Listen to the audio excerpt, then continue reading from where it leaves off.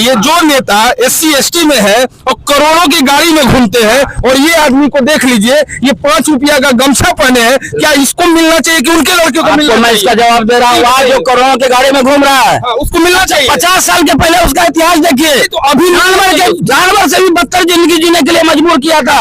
अभी हम कोढ़ा के NH 31 पर मौजूद है, और यह आप तस्वीर जो देख रहे हैं, यह उन लोगों का है जो SC ST से बिलोंग करते हैं।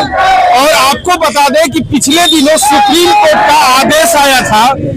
आदेश ही नहीं कहा गया था, सरकार को यहाँ तक कहा गया था कि आप क्रीमी लेयर यानी SC ST एक्ट में क्रीमी लेयर लागू करें।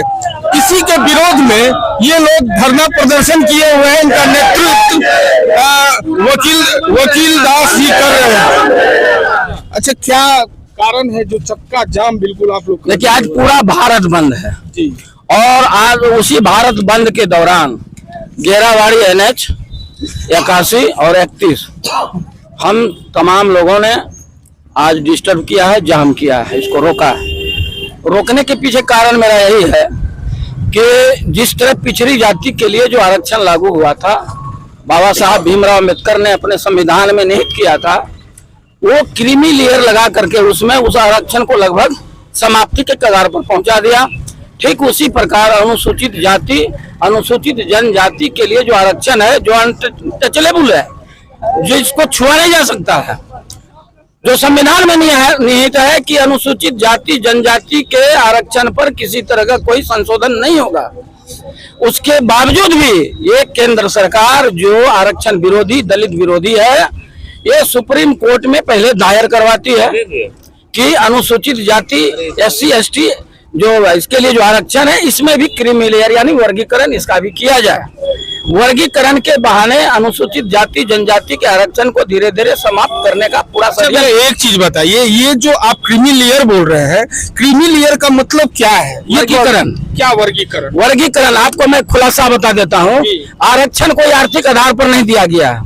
हजारों साल से जो हम दलित थे, जो पीड़ित थे, जो अपमानित थे, उस अपमान के बजाय उसके बाद हमको हमारे स्वाभिमान को जगाने के लिए, जिंदा रखने के लिए आरक्षण दिया गया है, कोई आर्थिक लाभ के लिए नहीं दिया गया। एक चीज बताइए, क्रीमी लेयर का मतलब कोर्ट ने यही कहा था कि जो लोग समाज में SC ST में ही अगर आगे बढ़ चुके हैं, उनको उससे दूर किया जाए, और जिनको नहीं मिला है उनको मिला है 95%। अच्छा, एक चीज भी आप बताइए, जो नेता SC ST में है और करोड़ों की गाड़ी में घूमते हैं, और ये आदमी को देख लीजिए, ये 5 रुपया का गमछा पहने हैं, क्या इसको मिलना चाहिए कि उनके लड़कियों को मिलना चाहिए? मैं इसका जवाब दे रहा हूँ। आज जो करोड़ों की गाड़ी में घूम रहा है, उसको मिलना चाहिए। 50 साल के पहले उसका इतिहास देखिए, तो अभी जानवर से भी बदतर जिंदगी जीने के लिए मजबूर किया था।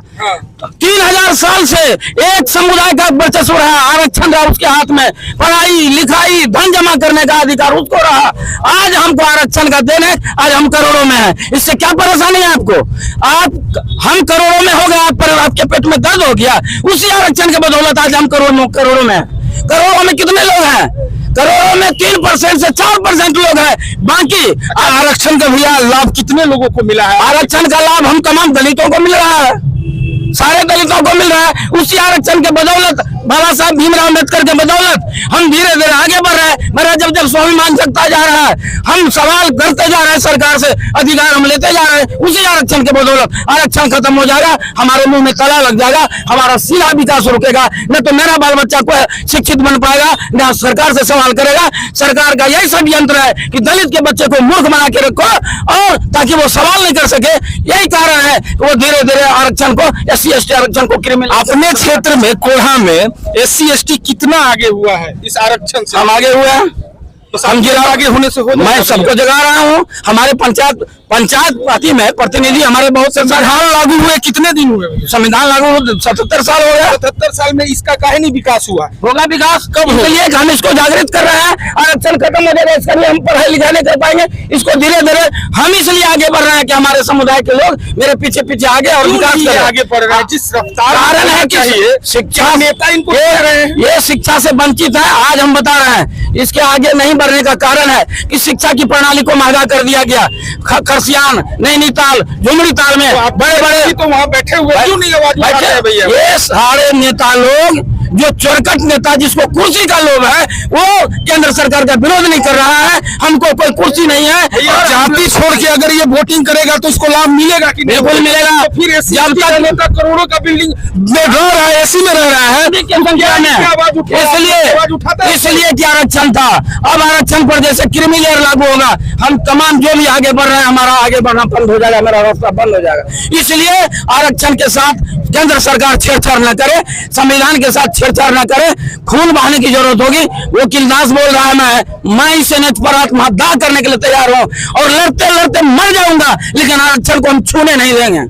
ये थे वकील दास जी जो कह रहे हैं कि अगर आरक्षण के साथ छेड़छाड़ हुआ तो ये आत्मदाह कर लेंगे। बिल्कुल होना भी चाहिए, क्योंकि ये लोगों को ऐसा ही नेता का जरूरत है जो इन लोगों को आगे बढ़ा सके, न कि एसी की गाड़ियों में। यहाँ तक हम आपको बता देते हैं कि वकील दास जी आज तक इतना नेतागिरी किए हैं, लेकिन हमको नहीं लगता है कि एसी में कभी बैठे होंगे, कभी एसी में कभी फायदा नहीं उठाया, कभी फायदा नहीं उठाया। ये वही शख्स है जो गरीबों के लिए इस रोड पर जब NH 31 का स्थिति बहुत दयनीय था तो धान भी रोक कर देश को ये सूचना दी कि भैया हम लोग का NH 31 गड़बड़ में है। जनता के लिए मैं हूं, जनता हमारे लिए कोई भगवान नहीं है।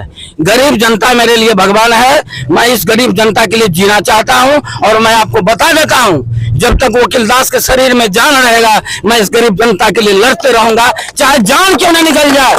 हम जनता के लिए जीना चाहते हैं, बस यही मेरा। देखिए अभी ये जो चक्का जाम किया गया है, बिल्कुल स्थिति बहुत ये है, कहीं भी आपको एक भी गाड़ी इधर से उधर पास होता हुआ नहीं दिखेगा। हम आपको यहाँ का जो दृश्य है वो दिखा रहे हैं। ये लोग झंडा, ये काहे के लिए झंडा उठाए हुए हैं भैया? मेरा आरक्षण को खत्म करने वाला है। अच्छा, इसी के कारण। अच्छा हाँ बता। आरक्षण बचाने के लिए सर। आरक्षण, आप आज तक आरक्षण का लाभ लिए हैं? लाभ तो लिए।